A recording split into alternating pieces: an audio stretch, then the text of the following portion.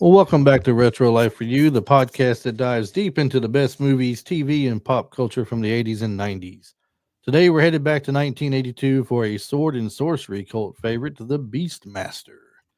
This fantasy adventure had everything an 80s kid could want: muscle bound heroes with animal sidekicks, dark magic, and a villain that can make Skeletor jealous. So grab your ferrets and grab your sword because it's time to explore the Beastmaster. Travis, The Beastmaster. Mr. Dardar Binks, how's it going Brother Beast, today? I good. How are you, Chris? I think that's a good too.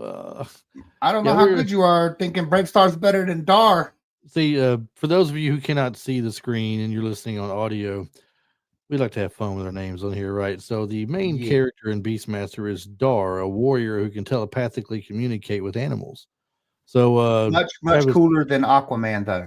much cooler than Aquaman, but not quite as cool as Bravestar. Way cooler than Bravestar. Mr. Dardar Binks there, and my name simply says Bravestar is better because Bravestar has strength of the bear, he has speed of the puma, and eyes of the hawk, and Dar can just talk to him.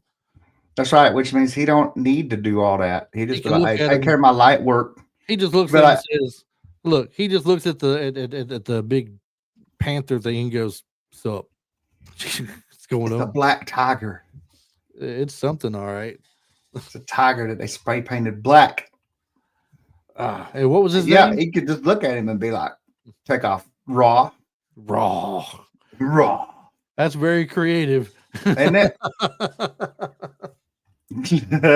What's your tiger's name? Raw. Raw. Does he like flakes? Frosted flakes? Frosted flakes. They're not- great. Raw or the tiger. Back to the description again, real quick. The Beastmaster follows Dar, a warrior who can telepathically communicate with animals. After his village is destroyed by an evil sorcerer named Maax, Dar embarks on a quest for revenge. Along the way, he's joined by a loyal eagle, two mischievous ferrets, and a powerful, I quote, Black Panther. Yeah. Black Tiger. And he calls him Ruh, though. He calls him Ruh. We said Raw. I know. He calls him Ruh. We're just messing. Oh, and to be even better than that, the name of his eagle, his golden eagle, is Shirok. So think about the way Shirok. Yeah, it sounds like he calls him really, about it. right. See, That's a pretty good one. Hey, if he has one cool thing though, it's the way he communicates with them. We can say that. True. And Kodo and Poto. Don't forget them. I mentioned the two mischievous ferrets. We didn't give them names yet, but Let me see if I can do Kodo. a panther without killing my throat. Okay, let's see. Yeah, it makes me I would cough say now. I would say it's a negative. Say that's a negative. That's a negative. Don't hurt yourself over there now. Oh man, I used to could do that real good when I was a teenager. Now, when the group of people come through and destroyed the village, what was his dog's name? I do not remember the dog's name. Was his dog's name not Kodo as well? It seems like it may have been. I was thinking he called the dog Kodo in an early part of the movie when I was watching it just yesterday or a day before yesterday. I could be wrong though. I mean, it wouldn't be the first time, but it seems like that's what he called it. I think he did. So he's not very original with the names. In needs to work on that. They killed his dog though, didn't they? Yes. Yeah. So when they go to the village and they almost kill him, and the dog pulls him to safety. It is. It's kind of. I thought it was. Yeah. I knew it. See, I knew what I was talking about. You did. I did. Go with a little pre-production notes real quick before we get into the cast. The movie was inspired by the 1959 novel The Beastmaster by Andre Norton, but the final product was only loosely based on her book. I guess it's not Andre, it's Andrea maybe. I don't know. It says her book. In fact, Norton was reportedly so unhappy with how much they changed the story that she asked for her name to be removed from the credits. Which means I really need to read this book because I love this movie. And it makes me sympathetic. It makes me a little more sympathetic to some people's plight who love the Rings of Power but have no idea. It kind of makes me more sympathetic because I love Beastmaster movie, I absolutely adore it. I feel like that's a shot at me, but I'm gonna let that go because it is a good series. I got a buddy I work with that watches it too, and we were going over lore, and I said they changed the lore so much. He's like, "Well, no, they didn't." And he's like, "The Mithril, the elves is an elven thing." I said, "No, it's not. The dwarves mine the Mithril." He's like, "But it said it was of elvish," and I was like, "Dude, no, they did that for the show." So he But they got some of the lore right because he went deep into it. We had a long discussion while we were running the machines about. so look, So not to go too far off base here, but yeah, when it comes to the mithril, we know it come from like the mountains and everything. The dwarfs would mine the ethereal, but in Moria, yeah, the weapons were of or Kazakum. elvish construction, right? They built the weapons from the mithril that they got from the dwarves. Some of them, yeah, they use them more for jewelry, but in the mithril chain armor. But yeah, they did use mithril in the construction of the weaponry, and the the elven weaponry was considered to be of higher quality. That they did make the highest quality weaponry. But back to what I was saying though, like because I love this movie so much, and I've never read the novel. That you know what I mean, like fans of the novel or the author herself. You know, I can see that. As I say, I can be a little more sympathetic. I think. So keep in mind, it says it's not really what the movie you've watched is loosely based on her novel. So the novel is going to be completely different. Right. So it's basically the same thing. It's a reimagining of her novel. Yeah. Or like it says, it's based on it. So the movie director was Don Coscarelli. Originally envisioned a smaller, more character-driven fantasy film, but once the producers got involved, it expanded into a full-blown sword and sorcery epic, coming out just a few months after Conan the Barbarian. So I don't know if we're hoping to play off of the success of Conan with a little twist on their person. But if it released, Conan the Barbarian came out in '80 though, didn't it? I don't remember the exact year for that one. This was 82 for Beastmaster. Yeah, I think Conan the Barbarian came out in 1980. So then that would make sense. If it came out a couple of months after, then it came out in 1982. It did. Yeah, Conan the Barbarian came out in 1982. So it seems to me they would have been in production at the same time. Yeah. But back then, I guess Hollywood, you know what I mean? Like somebody know people. So right, they know what's coming out. They know what's being made and everything. yeah, Do you look at Dar as being a barbarian, really? for sure. Okay, because some people wouldn't look at him as being that way. They'd look at him just as some kind of hero or something, but not a barbarian. Conan, we look as a barbarian because mainly they they called him the barbarian. I mean, Right. but now maybe I've never really looked at this before. Maybe barbarian is just the term, for a warrior in that time. Well, yeah, and if you look at other things, he's a brute. He's a barbarian. It would be, it's used as a term that also denotes uncultured. But I believe that barbarians go back to like if you were to go back and watch stuff like Troy or like Alexander, anything that wasn't the Greek Roman that area, the Greeks and Romans, those were barbarians. So like the Gauls would be barbarians. So anybody that wasn't like part of the big Greek Roman thing would have been barbarians. So they'd be a member of a tribe not belonging to one of the great civilizations back then. What I should have done is said Thundar was better, not Brave Star was better, because he had a cooler sword. That's what I should have done. Good. And he had a mock. You punching me in the. You keep gut punching me over here. The production was not easy. Filmed in California's Simi Valley and Valley of Fire State Park in Nevada. Not to mention, Brave Star was a cowboy. It doesn't. It's a space cowboy. Get it right. Space cowboy. He's a space cowboy. How does he compare? Because he controls animals. Okay.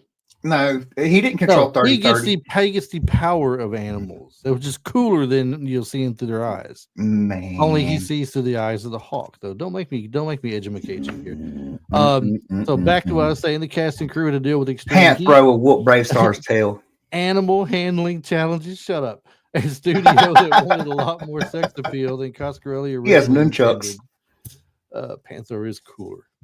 Thundercats are cooler. Do you think Dar could control the Thundercats? Oh, dude. So if we Now could get that, now look, if we were a different podcast, we could get deep into that, right? yeah, that would be So something fun. we might have to break the geek pod out all over again. Mm-hmm. May have to do that. May have to do a couple of little bonus geek pods. I like that. Cast and character breakdown. Let's jump onto that. Mark Singer as Dar. Dar. Singer was a stage actor before landing this role, but fans might also recognize him from a hit 80s sci-fi miniseries. Can you name that miniseries? V. That's right. And its Where sequel, they V peeled the their Final skin off Battle. and they were reptiles. That's correct. I was a young and it scared the crap out of me. He also appeared in shows like Dallas and Arrow later in his career. I believe I saw an episode of Highlander, the series, with him on there. He's one of the immortals. Ooh, Is that's cool. like part of like some kind of redneck Appalachian family or something that was up in the mountains. And were they redneck or were they just Appalachian or were they I both? don't Because know. it don't have to. They don't I just necessarily go hand in hand. I'm just calling them both because they talk like this when they talk, and they live by themselves in the mountains, and Okay. they turn around and kidnap the woman to make her his son's wife because he needs a wife after all these years. And Yeah. but, Is that the character Mark Singer played in that? Yes, he was the father. Man, He was the father. I was about to say finally they put some respect on his name, but they did him dirty. The first or second season, I forget which it was in Highlander. I'll try and find it for you. I've got the series on in Fandango at home. I'll try to find it for you. I need to go back and watch that series anyway. Rewatch it. I don't remember him in Arrow per se. I can't remember what he does in Arrow, and I wouldn't Arrow, know like the new Arrow. Yeah, Green like Arrow, like like Green Arrow. What? I didn't even know he was in that. Yeah, it wasn't like a main character, a reoccurring character. I don't think. Okay. And then shows like Dallas. I don't remember him in Dallas too. I didn't watch Dallas anyway though. Well, he was also in Young and the Restless for a season or two. Oh, they're all in soap operas. It doesn't matter who we talk about. They've all been in soap opera at one point. That is the truth. I mean, they get to get their start somewhere, right? Yeah. Oh, he was in Watchers 2 as well. The Dean Koontz. Oh, Watchers. Yeah. What? Yeah. Now, the second one. Yeah. I forgot about that. Watchers. I haven't thought about Watchers in a good while. Yeah, that's a Dean Koontz novel that was also another terrible. Who was in the first one? Corey Haim was one of the lead characters. Yeah, he was the main character. He was the one with Einstein, the dog. Yeah, but who was the other? Was Gary Busey in it? Is that who it was? It may have been. I can't recall. Yeah, I can't. It's been a while. Moving on to better people in the movie. Whoa, Tanya Roberts as you Kiri. are on one tonight, Mr. No, Mark Singer was great as Dar. He really was. I mean, I'm just picking at Travis for those listening. Yeah, but on one tonight. Tanya Roberts as Kiri. Tanya Roberts was a Bond girl in A View to a Kill. I'm sorry, and also in that '70s show is Midge Pinciotti. Yeah, she was Midge. Yeah. Now before Beastmaster, surely you know the TV series that she was a part of in its final season. I am so disappointed in you if you don't know this. Maybe. See, if she's a Bond girl, Beastmaster's 80s, would it have been something like Dallas? Was it a sitcom or was it a who else had his group of girls, we'll call them? If you're a Bond girl, you're famous for being a Bond girl, but who else would you have been famous for being in a group of elite women that were in a detective agency? Charlie's Angels. She was a Charlie's Angel the last season. Was she? Now that's one, the TV show, that's one, like I know the women from them, like the three main, But that's one I've never watched. Like I may have seen a couple episodes when I was a kid, but I've never watched it. So, like your original, you had Farrah Fawcett, you had Jacqueline Smith, and oh, Jesus, Sabrina. What was Sabrina's name? What's her real name? Fawcett, Smith, and it wasn't. No, why was I She going was to say? She was in Scarecrow and Mrs. King as well. Yeah, I don't know why I was going to say Bo Derek. No, it's not Bo Derek, and I don't know why I can't think of her name. When Farrah Fawcett left, Cheryl Ladd came in for a little bit. I know her name. Was it Joey something? No, I'll think of it before it's over with. But yeah, there was a couple of other angels whose names I can't remember. I remember one of them name was Tiffany, but I can't remember her actual real name. That she for one to do other stuff. But Tanya Roberts came in as well, and played in that for a season in the last season. So that's weird. That Jacqueline Smith and Farrah Fawcett are names that I know very well. Well, you know what we're gonna do, don't you? Cheryl Ladd, was it? No, she come in after Farrah Fawcett left. Okay, was it Kate Jackson? Kate Jackson. Yep. That's it. Kate I don't know why I couldn't say her name. John Forsythe was the voice behind it. He's the one who played Charlie. You had David F. Doyle played Bosley. Shelley Hack played Tiffany. Okay.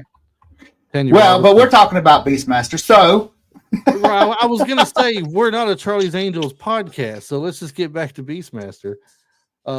So that's it for Tanya Roberts for now. Rip Torn was Maax. Rip Torn, we've known him under many things. Dodgeball, Men in Black. If you can dodge a wrench, you can dodge a ball. If you can dodge a bus, you can dodge a ball. That's right. Rip's been at it for a long time. Yeah, Men in Black, Larry Sanders Show. I mean, he's been in quite a few things. You can go all the way back to his first segment of the Blue Hotel with Omnibus in 1956. Yeah. Wow. So plenty of things he started over the years. I mean, it's not like the gun. It's not like the 80s was his prime time that he was. Hold up now. I heard of Hamburger Hill. I ain't never heard of no Pork Chop Hill.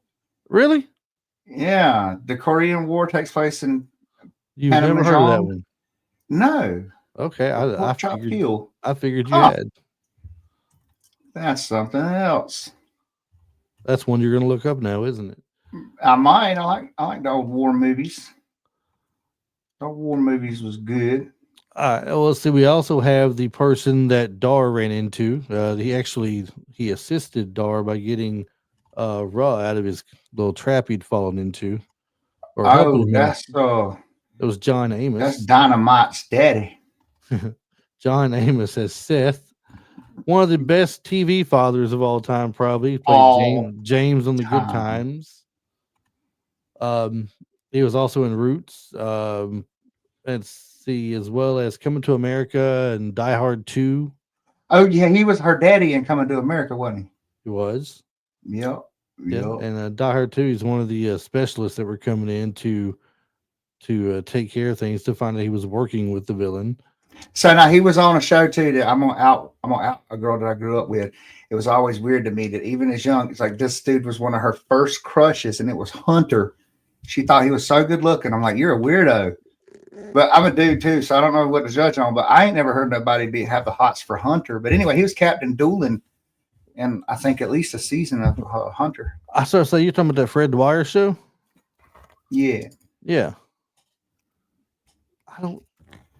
I can't. Oh yeah, he was. I do remember it now. Yeah, he was the captain. Because Brandy, she would watch that. She lived with us for a while, but she would watch. If Hunter was on, she would watch it. Like I had no interest in that TV show when I was that age at all. And we're talking about 7, 8. We're talking about. Well, I'm talking about like 7, 8, 9-year-old reruns. Right. You know, like 80, 87, 88, 89.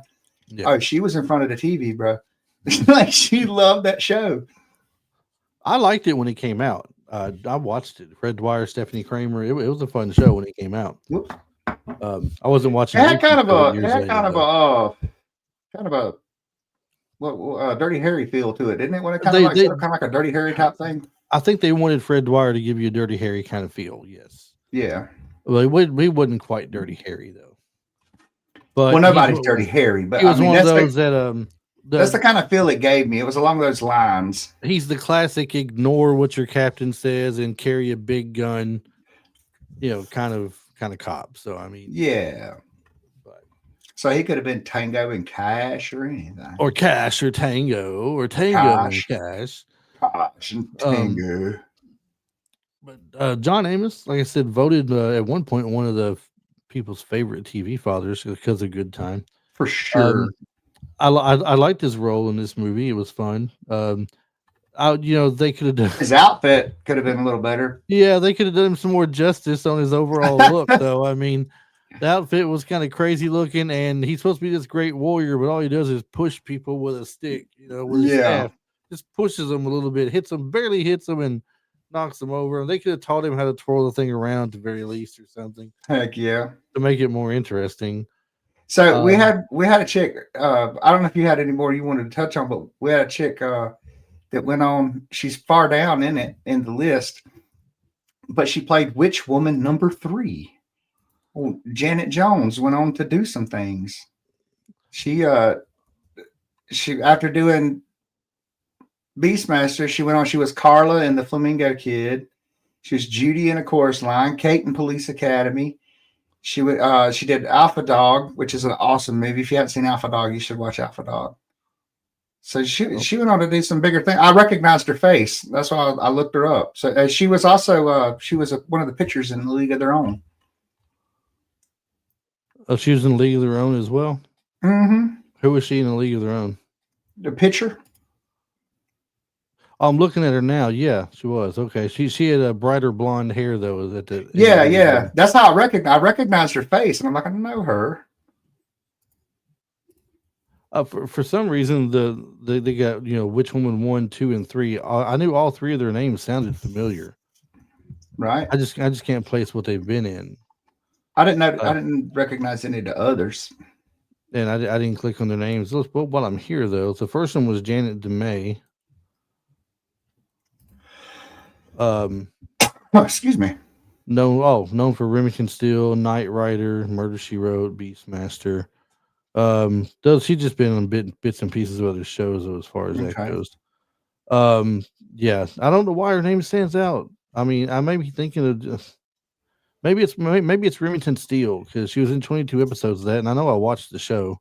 Ah. That was that Pierce Brosnan show, I believe, that was on TV. And then we got Socrates. No, that's not Socrates. He was It was Freud. Rod Loomis played Sigmund Freud. And in this he was the king though, right? Yeah, Zed. Yeah, the king.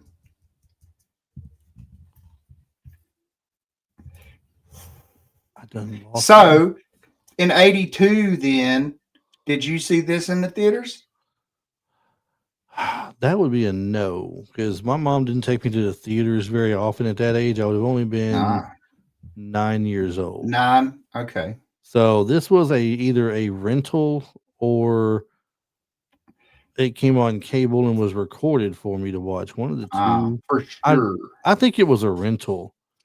If I'm not mistaken, it's probably a VHS rental because I'd already seen Conan, and yeah, of course, then there was this, and I don't think back Kroll. then parents. I don't think. Oh, definitely seen Kroll. Yeah, I don't think parents back then really screened some of the movies they put their kids in front of. Sometimes we had a lot of boobies in the barbarian movies. Yeah, I know that Conan had a little bit of it had full frontal. It had some gratuitous scenes there.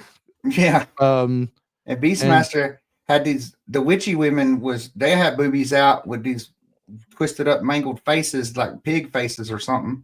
Right. And then there was Tanya Roberts and the girl that was walking with her there at when they were swimming or something. Yup. And then the sword and the sorcerer had boobies.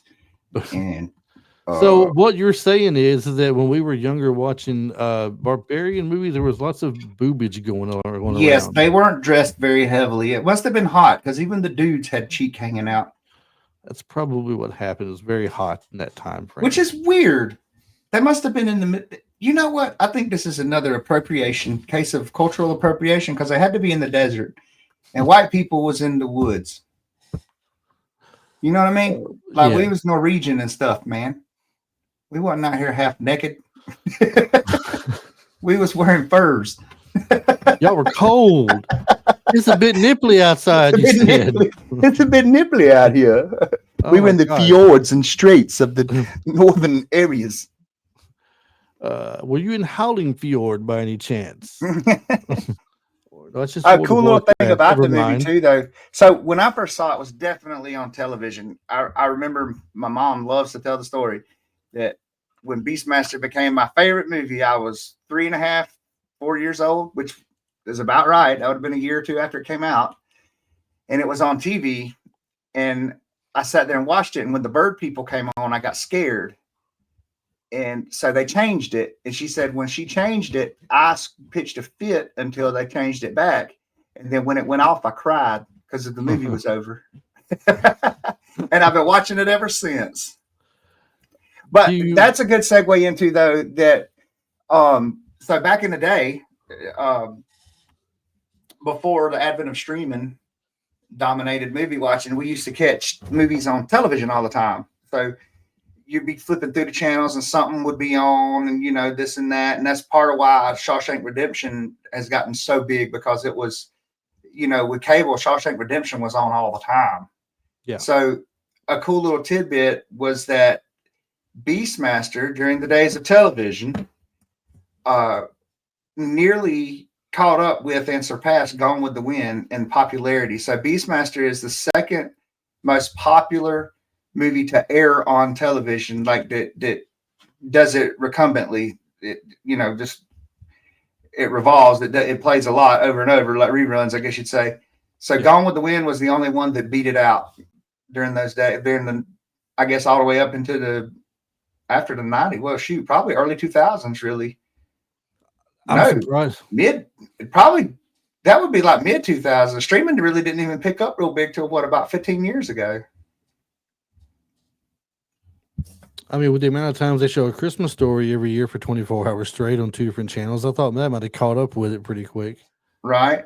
It makes me wonder how they did that, because remember they used to do the ratings. Like, how do they do that? Do they make phone calls? Like, how do they know who's tuning into what? But is it like how the CB radios can triangulate you and find you from the radio signal or whatever? I But don't think I don't think everybody there was a box for the Nielsen ratings. Is if that's what you're talking about? Is it like that? maybe that might be what Um, I'm thinking of. if I don't it's not know. a box for Nielsen ratings, then it's probably some kind of thing controlled for the cable company pushed the product out, and they could tell like how many people were viewing what stations they Hmm. were viewing, and you know that movie played so many times on that station, I guess, and maybe they get it from something along those lines. But if it's like a Nielsen ratings thing, there was a box for that. And not everybody had those. Yeah. Well, and the article that I read said that Phil Oppenheim, uh, it was a Turner Classic Movies executive, TNT executive. He specifically said that Beastmaster was in the second tier of movies in the early 90s after Gone with the Wind. He said it was a staple of TNT, TBS, and HBO at the time. Yeah, that sounds right. I know I've seen it on TBS plenty of times. Before TBS started playing things like nonstop reruns of Friends and Seinfeld and Big Right. Bang Theory, and So before all Brave Star jokes aside, what made this movie great to you? it's not your typical barbarian flick. I mean, barbarian flicks to me are like you're going there with big muscular guys swinging big heavy swords and having Axis. their little war and fight. Yeah, axes, shields, having Mm-hmm. their fights and their showdowns. In this case, I mean, he's got a big sword, but he also has some extra tools in a sense. He's got the thing he throws. I forget what they call it. You may remember. I don't know, but The looks like bolas or whatever. something like that. You'll throw and it comes back like a boomerang in a way. Yeah, yeah, yeah. Um, I think Xena had something like that too. She used. Oh, Um, chakram. so Hey, Xena's was called a chakram. Okay, but I don't that's what his was called. I don't think. I could be Yeah. wrong though.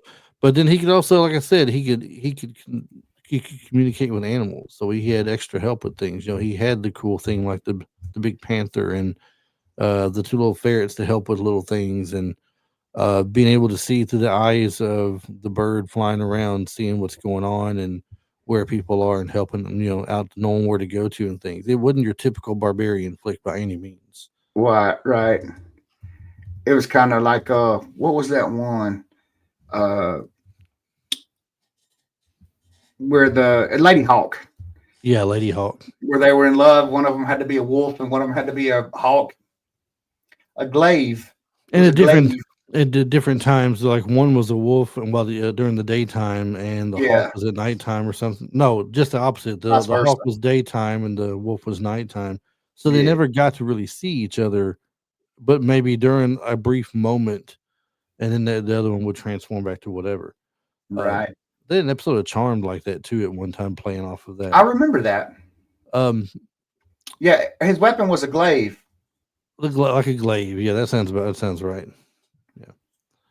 Um, Other actors that were considered for this, before Mark Singer was cast, producers reportedly looked at a few other actors who were big in the fantasy and action genre at the time, including Richard Hatch, who was from Battlestar Galactica, and even Jeff Bridges, which I don't know about Jeff Bridges working the star. Oh no. Though Bridges was considered too high profile for the budget.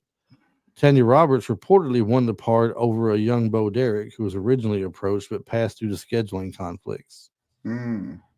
And that's the only two they talked about. They didn't talk about anybody else as far as somebody else. But I would like to point out one other person though in the cast, the Mm-hmm. young version of Dar.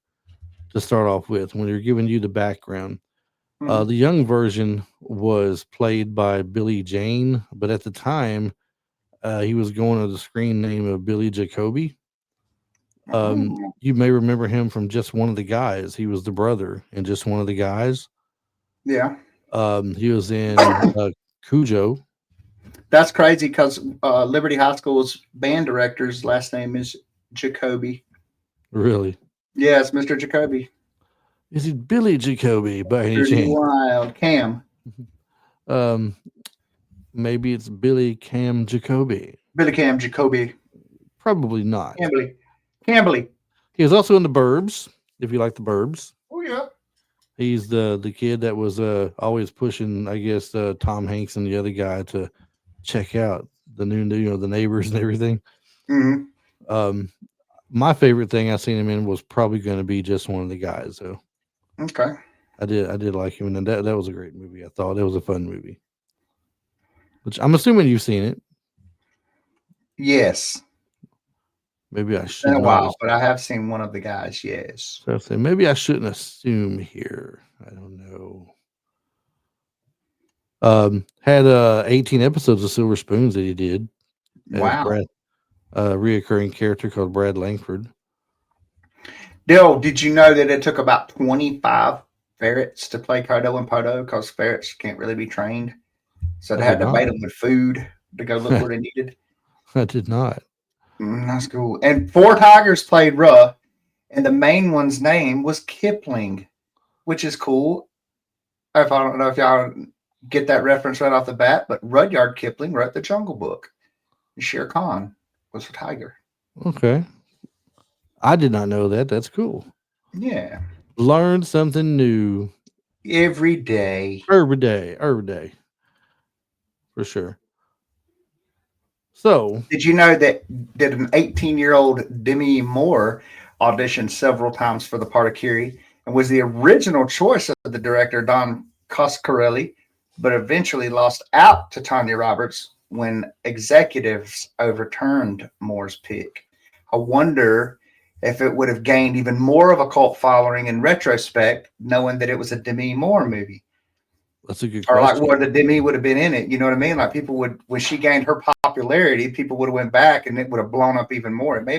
This may have been one of those comeback stories that would even rival Conan. That's actually a very good question. I mean, knowing that it was one of her earliest movies, would a lot of people want to go back and see what she did if it had been her. I mean, Right? Cassandra Roberts had her own following throughout the Yeah, for 80s. I sure. mean, not as big as Demi Moore though, Right. and they Yeah, would have something in Demi common. Moore Hey, became a superstar, you know. they'd had something in common too, in a way. Demi Moore would have been a future Charlie's Angels in the movie. Oh, she would, wouldn't she? Because she Yeah. was she She was was one the of the bad. She angels. was the evil. She was the bad guy in the. She's the former angel that went bad. Is Yeah, basically she what went it comes down rogue. to. So, how much money do you think Beastmaster made in theaters? I know it didn't do well. It's a cult classic, so it did So, better afterwards. so So I let's don't know. so let's toss this out. It had a production budget of around 8 million. Let's say it did. Did it make its 8 million back? I'm gonna say if it did, just barely. I'm gonna say 10 million. It did make it. It grossed 14 million in theaters, roughly. Not a There huge you go. success compared to Conan, which earned over 100 million. Right, So, but they and look, made it back. and Dar's cooler than Conan. I mean, he can control animals, right? I mean, you're playing with my emotions real bad tonight, Chris.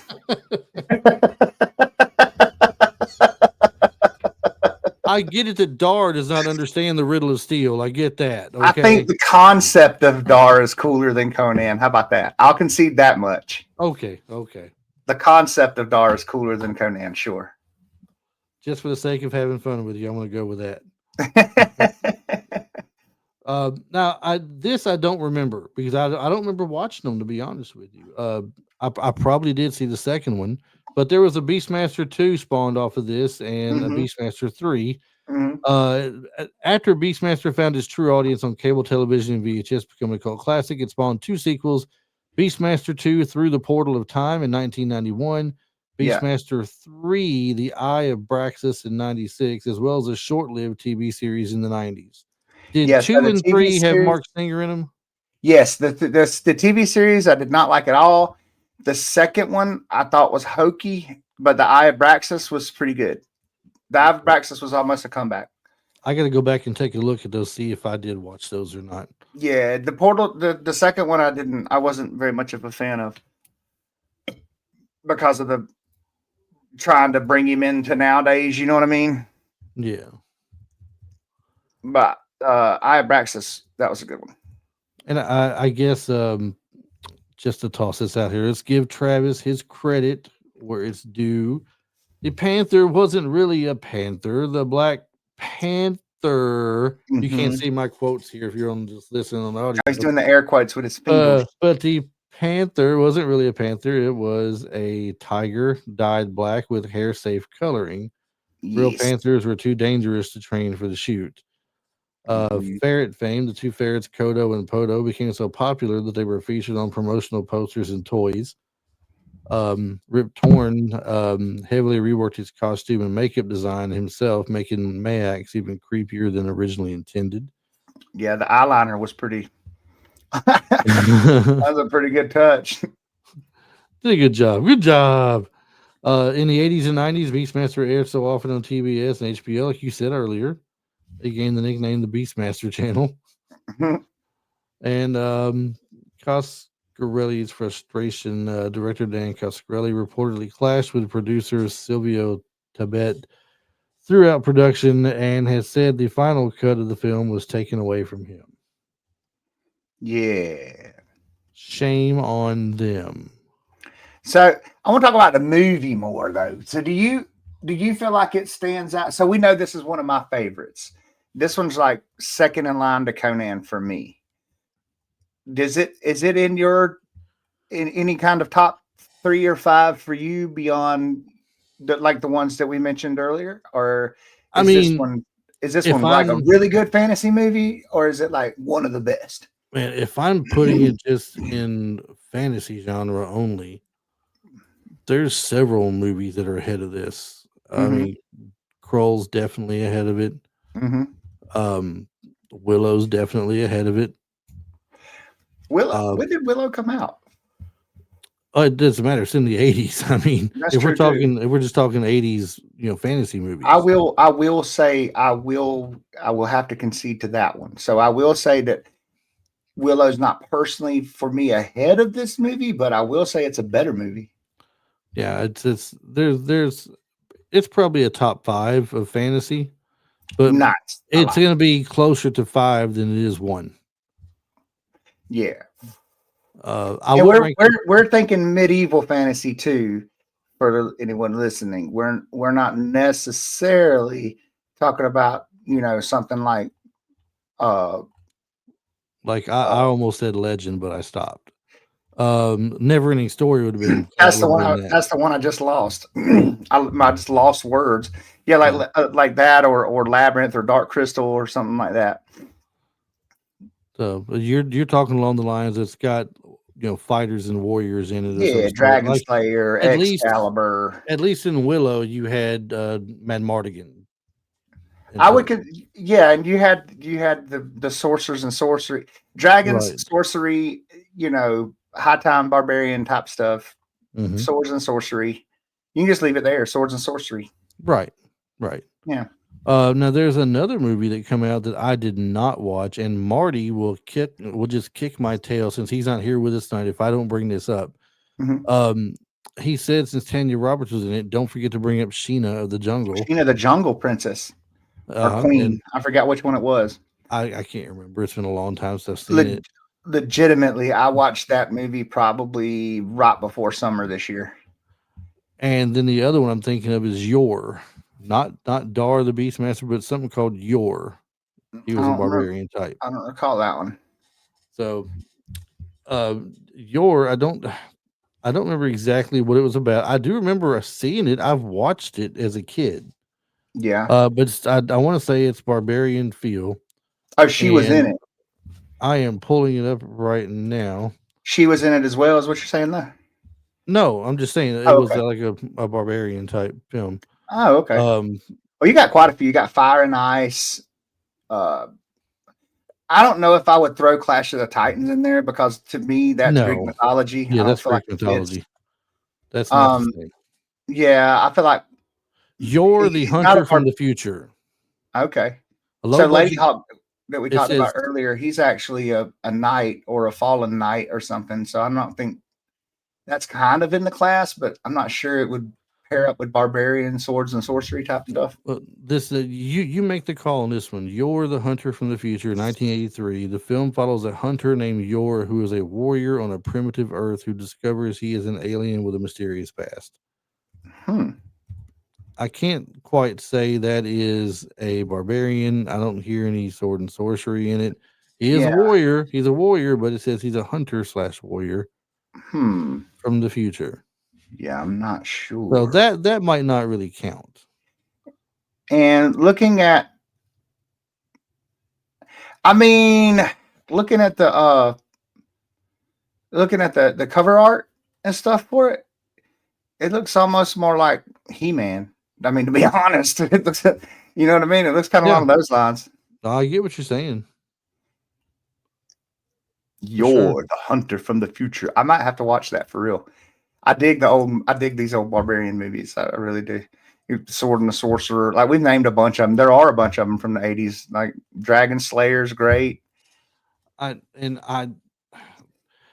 I would rank Beastmaster over the original Conan, but I always and I don't know if me and you differ in this or not. I always liked Conan the Destroyer better than Conan the Barbarian. Growing up, I did. So growing up, I did. But then I think having for me as an adult, and over probably the last 20 years, or maybe even 30, no, last 20, I've come to appreciate how much theology and ethics are not, maybe not theology, but yeah, not theology, but the for there not to be so much talking in it, like for there not to be as much dialogue maybe as there is in other movies, you know what I mean? There's so much that they do with the dialogue and the imagery in it. To me, it's a piece that's just, it's the depth of it is so much more than what's on the surface. And for me, these days, that's what makes it, that's to me what puts it in the top tier, upper echelon. And one of my favorite movies of all time of any genre is just how well it's done in the philosophy. So, I mean, there's just so much to think about when you really watch it and pay attention to what they're saying, that it's a really, really deep movie. Yeah. In your opinion, would Beastmaster have worked better as a darker, more serious fantasy, or does the campiness of it make it a better feel? I feel like if you had a went darker with it, it would have been more campy. It would have been more campy because I mean the for me the movies that are darker from that era, like Kroll's not even. I like Kroll, but Kroll's not even close to this for me. I would take Dragon Slayer over Kroll, and then probably Sword and the Sorcerer, and then I don't know, Fire and Ice maybe. But yeah, but even those movies, like the darkness of it, it's almost like it's maybe not trying too hard, but I don't know. It just I don't feel yeah, nah, I don't. And what would you do to have made it darker? You know what I mean? Right.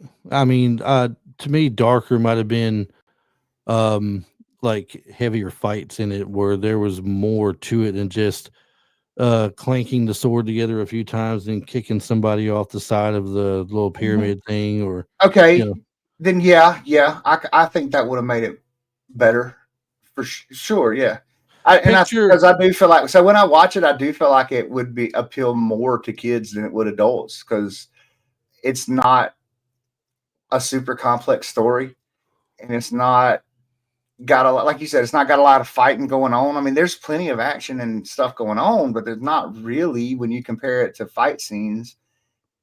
So yeah, maybe because I mean, it was plenty dark. You had the bird people, you had the witches coming after him. This dude was like Aztec, like the Aztecs throwing kids into a fire. Like I mean, it was plenty dark. If you compared it to say ninja movies of the same time frame Mm-hmm. versus the barbarian movies, would it have been with ninja movies there's the slice and dice, there's the bitten, everybody's getting cut, they may get an arm cut off, they may be slashed across the chest, opened up a big wound, had their head beheaded or something. Mm-hmm. Barbarians fighting would be the same thing, big two-handed heavy sword swinging around, Yep. would knock a head off clear across the room probably, Yeah, you know that what I well, that's mean? like you can go back to Conan the Barbarian. Like there was a lot of blood and gore in it. You know, I mean, they cut his mama's head off in the opening scene. So I mean, yeah, I could have dealt with more of that. I think. All I right, think and that would then have made it better. if the Beastmaster, if Hollywood rebooted Beastmaster today, who would you cast as Dar and Kiri? Oh, you know who I'd get? Is he? How old is he now? I would get the guy that. Now this is going to sound weird coming from me, but I like the dude. He was one of the vampires in the family in the sparkly vampire thing. The Twilight, but he was like the jock, the football player. He also so he played Hercules in a Kellen Hercules movie Lutz. too. Kellen Lutz. Kellen Lutz, I think, is an underused actor for roles like that. He stopped acting. Did he stop? Yeah. Really? Yeah, I forget what the reason was. I had read somewhere he had stopped acting for something, Huh. and he came back briefly for something, and then went right back to where he was again. Okay. Well, I'm going to dump him then. But he would have been great because I don't know if you saw the iteration of Hercules that he did, but it was really good. So let's see. Let's go with let's see now time actor. Who was it that which Skarsgård played Tarzan? What's that? Which Skarsgård actor played Tarzan? Oh, dude, he was in True Blood. Yeah, Alexander is it Alexander? might be. I couldn't think of their name. He was also in that Battleship. He would be a good one because that dude can get ripped. He was huge in Dagum, or I don't know if he was huge. He's tall. They're all tall anyway, but man, he got jacked for Tarzan, dude. Tarzan was wicked when he fought the Dagum when he ran after the into the other gorilla. Yeah. Man, yeah, it is. It's Alexander Skarsgård. Skarsgård, yeah. Okay. I think he could pull it off. But who Well, if would we be do that, Kiri why don't though? we just get Jessica Hamby to play what's her name too? Jessica Henry. What is she from? She played Deborah, Debbie. Or no, I'm sorry. Jessica was her name in True Blood. Her name is Deborah Ann Jessica. Wall. Jessica. Yeah, Jessica. She Her was over name's there Deborah with. Ann Wall. Yeah, she plays in Daredevil as one of the secretary in Daredevil. Or we could get Dungeon Master. the older sister out of Game of Thrones. the redheaded sister from Game of Thrones. We could do her too. The Jean one Grey. played the one played Sansa. Yeah, Sansa. Um, Sansa. Sansa. I can't think of her name off the top of my head. She played Jean Grey as well. Yeah, I know. I could see her plain as day, but actually calling her name out's another story. There's several good ones that could play her role, I think, in it. Yeah. So Oh yeah, we could shoot. There's probably a bunch of dudes we could get for him too. Yeah, we gotta crank Geek Pod back up so we can do our dream castings again. We could do dream castings on here too, couldn't we? Could we do that on here? you mean like if we were recasting a movie, which we've done several times Yeah, before? we'll do a review with a recasting. We haven't done a recast in quite a while. Mm-hmm. We'll have to pick us a movie going forward and doing that. We got a couple things coming up though. It's probably the first of the year before we get a recast in, I'm down. or maybe sometime in December. Who knows? I'm down. I've got to reach out to a couple of people and schedule some things, and I know you'll be here for at least one of them. You're going to be here for the Batman Returns. It's going to be on a Sunday night like normal, so you'll be Mm-hmm. here for that. Just maybe not the other one if I can get it. So I don't want to say anything. 'Cause I don't want to jinx it or anything. But if it happens, Yes. everybody will know. No, keep it on the low. On the down low. On the down low. So I guess overall, favorite scene or favorite moment in the movie? I've always been partial to when he's in trouble and the Birdmen swoop in and save him. He doesn't know what's going to happen when they're coming in. He had thinks to they're have about an to get idea. him. But he had to have an idea though, because he sent the bird with the talisman that was Right. given to him by one of them, and I figured Yeah. they gave it to him as if to say, "Hey, if you need us, you know how to reach." Yeah, us." and that's what it felt like because it was like he was accepted or something, when they went up Yeah. to see him. See, that's another thing too. We didn't even get into any of that in the movie, which is the greatness of this movie. Oh yeah, but let's flash back to that real quick. Early in the film, there was these. Do you call them bird people? Is that what you called them? That's what I I call them. mean, I don't know what you call them. They're like but they got like bird bat wings with like skeleton. something. But the You know what thing their that faces look like? Glacier off of. They look like Glacius off of Killer Instinct in a with way, wings. in a way, yeah. But this freaked me out as a kid. Mhm. They would walk up and capture you inside their wings and hold you in there and start swinging side to side with you and everything, and like they're shaking you up or doing something. And it's like the person inside is dissolving because you see this Yeah. green gunk and stuff start coming out of the bottom. And Yeah. when they open their wings back up, it's just bone, nothing Just a else. pile of bones. So at the end, when that great army is there and it's about to overtake them, they've done all the fighting they can. They fought valiantly. They fought well. He before all happens, he sends the bird with the talisman to take back to them, I guess, in hopes that they would know he needed help. Is what I took from it. And then before you know it, they all start landing right at the last second before they're all about to get killed, I guess, and they start just grabbing these people up. And they're doing the thing. They're just all in a big old shake and bake party out there, I guess. Green ooze Yeah. everywhere. And we're not talking we're not talking Ninja Turtles 2 type of ooze, okay? We're talking some nasty green, ugly stuff. I mean, Yeah, like slime, like snot. yeah, it's terrible. And you know what? I thought about this too. We always talking about the 7 levels of bacon or 7 degrees. We're always talking about the 7 degrees. And I've always touted how I feel like J.R.R. Tolkien is the father of fantasy fiction or the godfather or whatever you want to call it. That reminds me of, Gandalf is always getting the eagles to save him. And then in Return of the King, when he goes and gets the ghost army and the ghost army comes in and saves him, and Dar is like the son of the king. Spoiler alert. Okay, hold on. This has to be brought up. There's a Star Wars type feeling to this movie.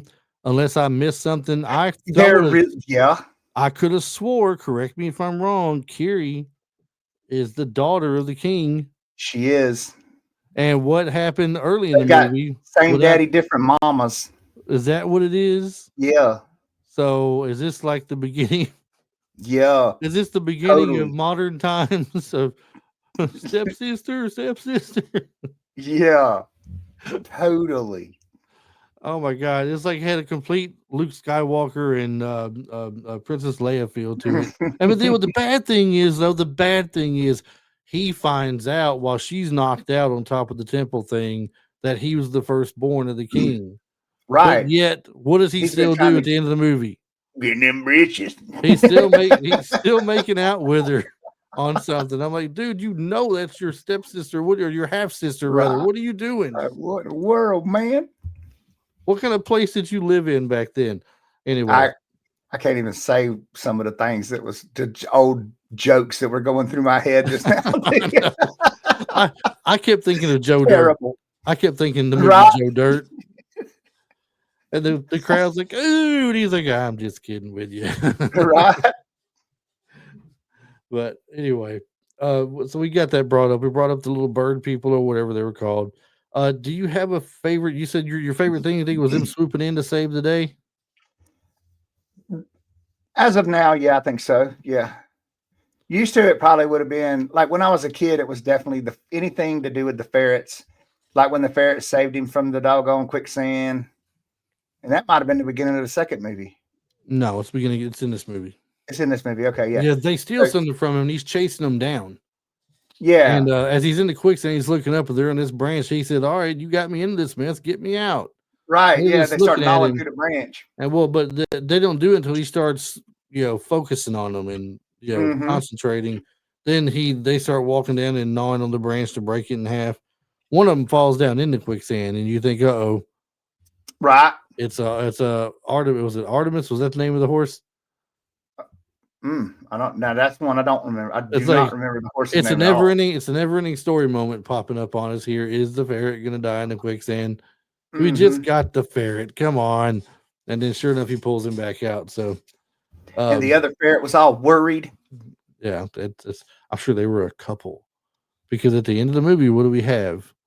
A bunch of little ferrets. Bunch of baby ferrets. Right. Oh man. But when they was running around, was they brother and sister too? What is this movie trying to do? It's barbarian incest or something, I guess. Mm-hmm. Lots of bad jokes. We just got to leave it alone. Lots of bad jokes. Just leave it alone. Leave it alone. All right. Well, I don't really have particularly a favorite scene in the movie because there's quite a few that stand out that I remember and liked and everything. So I can't just narrow it to one, unfortunately, this time. Oh, the end scene was great too. I mean, you had when they released the berserkers or whatever, that big berserk. That well, it was just one, wasn't it? The dude with the green eyes and the big metal Oh no, helmet. there was more than the one. There was two of them together at Well, one point with someone trying to chase things down. Then you had the one by himself yeah, that was chasing the ferrets. There took off with the key. So definitely more than one. One of my favorite scenes, I guess, would be when he is seeing that the Black Panther is being, I don't want to say tortured, but I mean he's being harassed by the other people, right. and it's captured, I believe, and he helps to get it, to set it free, and then the Panther proceeds to get its revenge back on the people that were toying with it. So I always thought that part was kind of cool. Um, when he first uses those little things that he throws for the first time, that The was cool. glaive, yeah, The glaive things, because he missed the person he threw it at, but immediately went into a stance with his sword, I think, and just waited, and then they came back and cut the person in the back. So they were working for him at least. Um, yeah, so there's not a whole lot more I can really point out. That's just it's not going to be any better or any worse than that scene I told you about then. Just a number of scenes stand out. So it's at this point, I guess we're right at the 59-minute mark. That snuck up on us this week, man. It's gone pretty quickly. Usually when yeah. we talk about a good movie, time sneaks up on us pretty fast, though. I will say that. It does. So um I guess I'll go and start wrapping things up. If anybody, if you love this episode we did, make sure to tell your friends about it, share it with other people that that like sword and sorcery movies. Uh Even sci-fi, as far as it goes, sci-fi genre, might share it with them as well. But we are on. If you follow us on the Instagram and Facebook, there you can reach out to us. on any posts we got about the movie we have of the week. Tell us what you think about it, what you liked about it, what you didn't like about it. You can email us at retrolifeforyou@gmail.com. Bring us some ideas. Once again, you can comment on things. We gotten a few comments lately on YouTube, where we're on YouTube at now, and some of our things we've had. Um, I know that we just did Scream as the last one of the month for October for our horror movies. Some comments on Scream we received, as well as doing some of the shorts we did for Scream. So, thanks to all of you who are following us on there, and anybody who, if you're listening and you put those questions out or comments rather on YouTube, thanks for that as well. And, and have a few more people follow us on there too, which was cool.